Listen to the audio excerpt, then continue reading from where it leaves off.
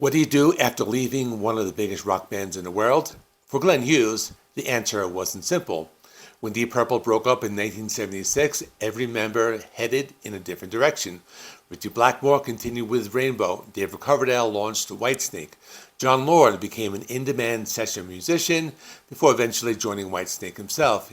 Ian Pace also found his way there. But Glenn Hughes took perhaps the most unpredictable path of all. Fresh off his time in Deep Purple, Hughes released his first solo album, Play Me Out, in 1977. Rather than trying to recreate the heavy rock sound he'd become known for, he leaned into his love of soul, funk, and R&B. It wasn't a commercial breakthrough, but it showed that Hughes wasn't interested in repeating himself. A few years later, he teamed with guitarist Pat Thrall to form Hughes Thrall. Their lone self-titled album, released in 1982, became something of a cult classic, mixing melodic hard rock with Hughes' unmistakable soulful vocals. It remains one of the hidden gems of the early 80s. Unfortunately, behind the scenes, Hughes was fighting a battle that would haunt him for years. Drug and alcohol addiction were beginning to take over his life, making him increasingly unreliable despite the incredible talent that everyone knew he possessed. Then, in 1985, an unexpected phone call changed everything. Tony Iommi needed a singer. At this point, Black Sabbath barely existed. Following years of lineup changes, Tony Iommi was the only remaining original member. Rather than trying to assemble another version of Black Sabbath, Iommi decided it was finally time to record his very first solo album. His vision was ambitious. Different singers would appear on different songs. Among the names reportedly considered were Rob Halford and Ronnie James Dio. It meant to be a showcase for Tony Iommi's songwriting and guitar playing rather than another Black Sabbath record. The first vocalist to arrive at Cherokee Studios was Glenn Hughes. The chemistry between the two musicians was immediate. Instead of recording just a few songs, Hughes ended up writing lyrics alongside keyboardist Jeff Nichols and singing every track on the album. Before long, what had started as a solo project had essentially become a complete collaboration between Iommi and Hughes. Everything seemed to be falling into place. Then the record company stepped in. Warner Brothers and longtime Sabbath manager Don Arden believed that a Tony Iommi solo album wouldn't attract enough attention. Black Sabbath was still a recognizable brand, even if the band itself had practically fallen apart. Their solution: released the record as Black Sabbath featuring Tony Iommi. It was a compromise that satisfied the business side of things, but it immediately created confusion among fans. People expected a Black Sabbath album. What they got was something very different. Released on January 28, 1986, Seven Star became the 12th Black Sabbath studio album, but in many ways, it doesn't sound like one. Gone were the crushing doom riffs and dark atmosphere that had defined classics like Paranoid or Master of Reality. Even compared to the Ronnie James Dio era, Seven Star took a dramatic stylistic turn. Instead, the album embraced polished 1980s production, blues influences, melodic hard rock, and radio-friendly songwriting. If listeners had approached it as a Tony Iommi solo record featuring Glenn Hughes, many probably would have viewed it very differently. But because Black Sabbath was on the cover, expectations were completely different. Helping Iommi bring this new musical direction to life was an entirely fresh lineup. Glenn Hughes handled lead vocals, delivering one of the strongest vocal performances of his career with his trademark mix of power, soul, and emotion. On drums was Eric Singer, years before he would become famous as the longtime drummer for Kiss.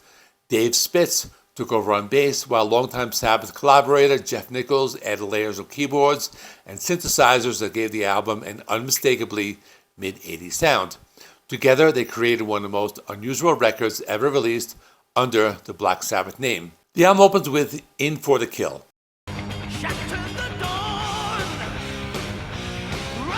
Perhaps the closest thing to classic heavy metal on the record, it's energetic, aggressive, and immediately lets Glenn Hughes show off his incredible vocal range. Then comes what will become the album's best-known song, No Stranger to Love.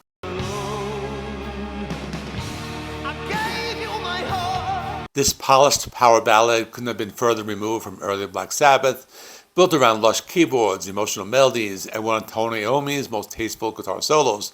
It was clearly aimed at rock radio, the accompanying music video with unmistakable, just an 80s look and people on motorcycles and stuff like that. It just became very memorable.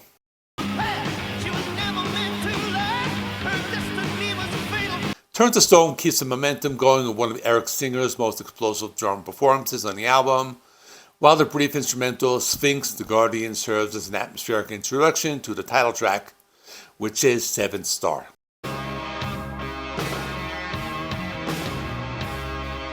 For many fans, it's the moment where the album sounds most like Black Sabbath. Built around a slower, heavier riff and flavored with Middle Eastern-inspired melodies, the title track reminds listeners that Tony Iommi hadn't forgotten how to write dark, powerful music.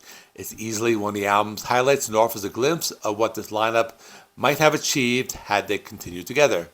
But Seventh Star wasn't content to stay in one musical lane. Danger Zone leaned into melodic AOR territory, while Heart Like a Wheel slowed everything down for a bluesy 6.5-minute journey that showcased some of the most expressive guitar playing of Tony's entire career. Rather than relying on speed or heaviness, Iommi let every note breathe, proving once again that feeling could just be as powerful as distortion. The album closed with Angry Heart before ending on the emotional acoustic piece In Memory, written as a tribute to Tony Iommi's late father, of which I could not find a photo, but here's a picture of him with his mother, Sylvie Maria Iommi. It was an unexpected way to finish a record carrying the Black Sabbath name. Critics weren't quite sure what to make of it. Neither were many fans. Some appreciated its songwriting and musicianship. Others couldn't get past the fact that it simply didn't sound like Black Sabbath. Commercially, the album performed respectably, reaching the top 30 in the United Kingdom and cracking the Billboard 200 in the United States. But compared to the band's classic releases, the response was mixed. Unfortunately, any hopes of building on that momentum would collapse almost immediately, because once the band hit the road, everything went wrong.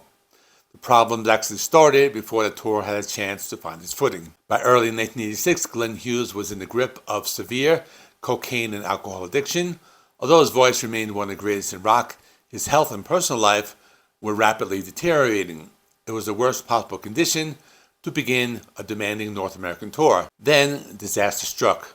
Just days before the opening show, Hughes became involved in a violent backstage altercation with production manager John Downing. The fight left Hughes with serious facial injuries, including a fractured orbital bone, and even more devastating for a singer, internal bleeding in his throat. It couldn't have happened at the worst time. When the Seventh Star Tour opened on March 21st, 1986 at Cleveland Public Hall, Hughes was trying to perform with damaged vocal cords. Night after night, the injury made itself painfully obvious. His trademark soaring high notes disappeared.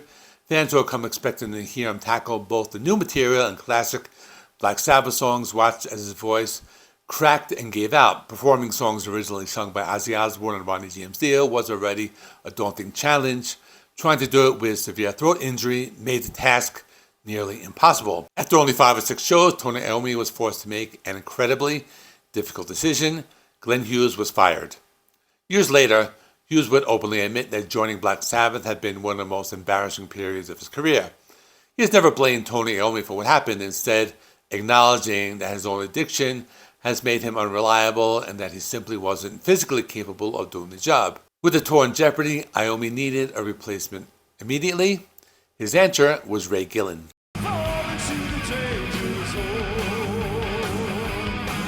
At the time, Gillen was a relatively unknown American singer who had been performing with Ron Donnelly, but it quickly became clear that he possessed an extraordinary voice. He joined the tour almost overnight and made his debut just days after Hughes' departure. Fans who saw those performances often described Gillen as a revelation.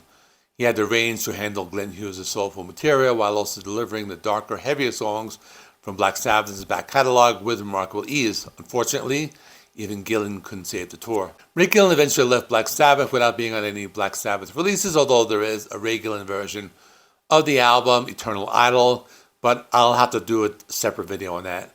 But as for the state of the band Black Sabbath, the problems ran much deeper than the lead singer. Fans were confused by the Black Sabbath featuring Tony Iommi billing. Many expected the crushing heavy metal of the Ozzy or Dio years, only to discover an album rooted in melodic hard rock and blues. Ticket sales suffered.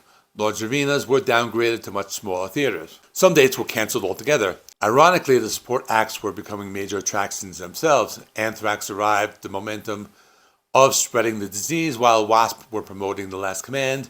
For many younger metal fans, the opening bands were every bit as exciting as the headliner. Although the European leg proved somewhat more successful, the damage had already been done. By the end of the tour, Ray Gillen and drummer Eric Singer had both moved on, leaving Tony Iommi to rebuild Black Sabbath once again. For Glenn Hughes, however, things became even darker. Following his departure from Black Sabbath, he virtually disappeared from the mainstream rock scene. His addiction had reached a devastating level, making it difficult for major bands or established bands to trust him. He still managed to contribute vocals to a handful of projects, including Phenomena 2, Dream Runner, and even provided uncredited backing vocals for his former Deep Purple bandmate David Coverdale on Whitesnake's Slip of the Tongue album, which I will be doing a video on eventually. There was even an entire solo album recorded around 1990 that never saw an official release after Warner Brothers lost confidence in the project.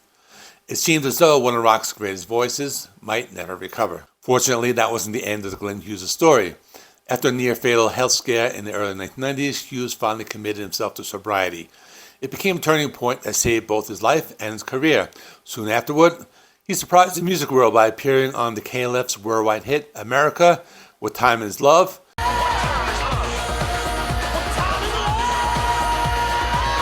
The group famously credited him as the voice of rock, a nickname that has followed him ever since. With his health restored, Hughes launched an impressive solo comeback with albums like Blues and From Now On, proving that despite everything he had endured, his remarkable voice was still very much intact. Today, many fans view Seventh Star differently than they did in 1986. Is it a classic Black Sabbath album? Probably not. But if you look at it as the Tony Iommi solo album it was originally intended to be, with Glenn Hughes delivering one of the finest vocal performances of his career, it becomes a fascinating snapshot of two legendary musicians trying something completely different. Sometimes an album's biggest problem isn't the music, it's the expectations attached to the name on the cover. If you've never given Seventh Star a fair chance, it might be worth revisiting with fresh ears. You may discover one of the most overlooked albums connected to either Black Sabbath or Glenn Hughes. And speaking of Glenn Hughes, our journey through the Deep Purple family tree is far from over. Next time, I'm going to be circling back to Deep Purple after years apart. The reunited Mark II lineup was back together and they're ready to release another studio album. So I'm going to be talking about House of the Blue Light, how it came together, and all the story behind it. So check out the playlist. It's the Deep Purple playlist, and I'm doing adjacent bands, select Black Sabbath albums that have former Deep Purple or Rainbow members, and Whitesnake. Moving on, I'm going to be doing mostly Deep Purple and Whitesnake, but I still have a lot to cover. I'm not even like halfway done. So, like, subscribe. See you in the next one.